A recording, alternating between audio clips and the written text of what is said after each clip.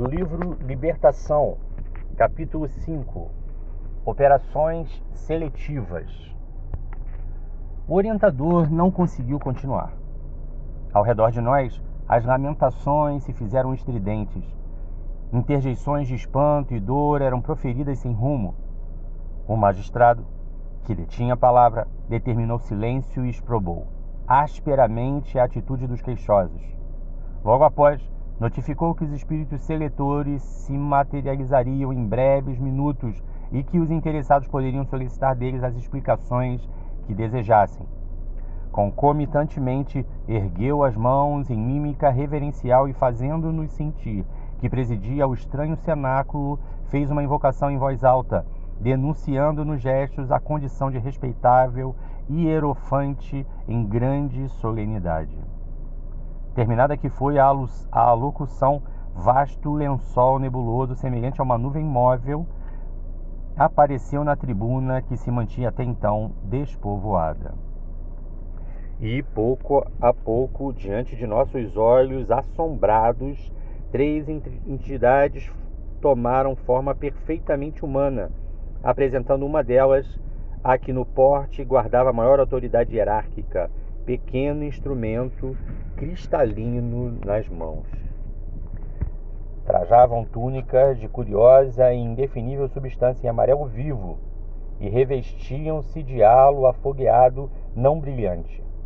Essa auréola, mais acentuadamente viva em volta da fronte, desferia radiações perturbadoras que recordavam a esbraseada expressão do ferro encandecido. Ambos os acólitos da personalidade central do trio tomaram folhas de apontamento num cofre vizinho e, ladeando-a, desceram até nós em silêncio. Inesperada quietação tomou a turba dantes agitada. Ainda não sei de que recôndita organização provinham tais funcionários espirituais. No entanto, reparei que o chefe da expedição tríplice mostrava infinita melancolia na tela fisionômica. Alçou ele o instrumento cristalino à frente do primeiro grupo, formado de 14 homens e mulheres de vários tipos. Efetuou observações que não pude acompanhar e disse algo aos companheiros que se dispuseram à anotação imediata. Antes, porém, que se retirasse, 2 membros do conjunto avançaram implorando socorro. Justiça, justiça, suplicou o primeiro, estou punido sem culpa. Fui homem de pensamento e de letras entre as criaturas encarnadas. Por que deverei suportar a companhia dos avarentos? Fitando o seletor angustiadamente reclamou: se escolheis com equidade, livrai-me do labirinto em que me vejo. Não terminara e o segundo interferiu ajuntando: magistrado venerável, por quem sois? Não pertenço à classe dos sovinas. Imantaram-me a serem sórdidos e desprezíveis. Minha vida transcorreu entre livros, não entre moedas. A ciência fascinou-me, os estudos eram meu tema predileto. Pode assim o intelectual equiparar-se ao usurário? O dirigente da seleção mostrou reservada piedade no semblante calmo e elucidou firme: clamais debalde, porque desagradável vibração de egoísmo cristalizante vos caracteriza a todos. Que fizestes do tesouro cultural recebido? Vosso tom vibratório demonstra avareza sarcástica. O homem que ajunta letras e livros, teorias e valores científicos sem distribuí-los a benefício dos outros é irmão infortunado daquele que amontoa moedas e apólices, títulos e objetos preciosos sem ajudar a ninguém. O mesmo prato lhe serve na balança da vida. Por amor de Deus, suplicou um dos circunstantes comovedoramente. Esta casa é de justiça, em nome do governo do mundo. Afiançou o explicador sem alterar-se. Impassível, embora visivelmente amargurado, pôs-se em marcha. Auscultavam uma formação de 8 pessoas, todavia, enquanto se comunicava com os assessores acerca das observações recolhidas, um cavalheiro de faces macilentas salientou-se e exclamou, estadeando enorme fúria: Que ocorre nesse recinto misterioso? Estou entre caluniosos confessos quando desempenhei o papel de homem honrado. Criei numerosa família, nunca atraí as obrigações sociais e fui correto e digno, e não obstante aposentado desde cedo, cumpri todos os deveres que o mundo me assinalou.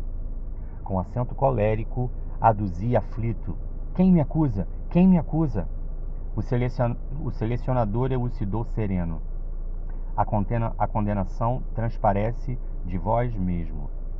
Caluniastes vosso próprio corpo, inventando para ele impedimentos e enfermidades que só existiam em vossa imaginação, interessada na fuga ao trabalho benéfico e salvador.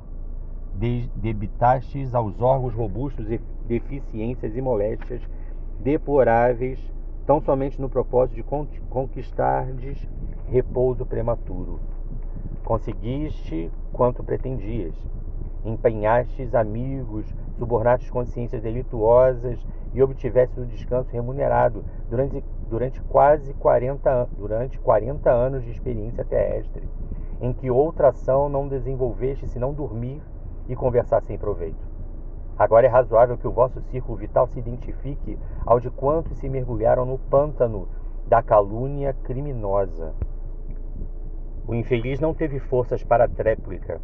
Submeteu-se em lágrimas à argumentação ouvida e retomou o lugar que lhe competia. Alcançando o terceiro grupo, constituído de mulheres diversas, mal havia aplicado o singular instrumento ao campo vibratório que lhes dizia respeito, foi o mensageiro abordado por uma senhora, pavorosamente desfigurada, que lhe lançou em rosto atrozes queixas. Por que tanta humilhação? Inquiriu em pranto copioso. Fui dona de uma casa que me encheu de trabalho. Voltei para cá rodeada de especiais considerações naturalmente devidas ao meu estado social e arrebanham-me entre mulheres sem pudor? Que autoridades são estas que impõem a mim, dama de nobre procedência, o convívio de meretrizes? Forte crise de soluços embargou-lhe a voz. O selecionador, no entanto, dentro de uma calma que mais se avizinhava da frieza, declarou sem rebuços: estamos numa esfera onde o equívoco se faz mais difícil. Consultai a própria consciência. Teríeis sido realmente a padroeira de um lar respeitável como julgais?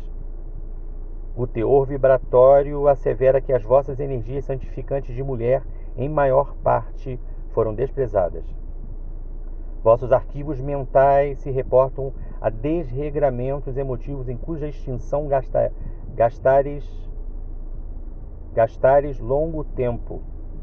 Ao que parece, o altar doméstico não foi bem o vosso lugar. A senhora gritou, gesticulou, protestou, mas os selecionadores prosseguiram na tarefa a que se impunham. Ao nosso lado, aplicou o instrumento em que salientavam pequeninos espelhos e falou para os auxiliares, definindo-os a posição: entidades neutras. Fixou-nos com penetrante fulguração de olhar, como se nos surpreendesse, mudo, as intenções mais profundas, e passou adiante. Instado por mim, Gúbio esclareceu: não fomos acusados. Ser-nos-á possível o engajamento no serviço desejado? Que aparelho vem a ser esse? Indagou Eloy, antecipando minha curiosidade. O orientador não se fez rogado e elucidou. Trata-se de um captador de ondas mentais. A seleção individual exigiria longas horas. As autoridades que dominam nessas regiões preferem a apreciação em grupo, o que se faz possível pelas cores e vibrações do círculo vital que nos rodeiam, a cada um. Por que nos considerou neutros? Interroguei por minha vez. O instrumento não é suscetível de marcar a posição das mentes que já se transferiram para a nossa esfera. É recurso para a identificação de perispíritos desequilibrados e não atinge a zona superior. Mas perguntei ainda: por que se fala nesta casa em nome do governo do mundo? O instrutor endereçou-me expressivo gesto e ajuntou: André, não te esqueças de que nos encontramos num plano de matéria algum tanto densa e não nos círculos de gloriosa santidade. Não ouvides a palavra evolução, e recorda que os maiores crimes das civilizações terrestres foram cometidos em nome da divindade. Quanta vez, no corpo físico, notamos sentenças cruéis emitidas por espíritos ignorantes em nome de Deus. Pouco a pouco, a cerimônia terminou com a mesma imponência de culto externo em que se havia iniciado, e sob a vigilância das sentinelas, tornamos ao ponto de origem, guardando inesperadas meditações e profundos pensamentos.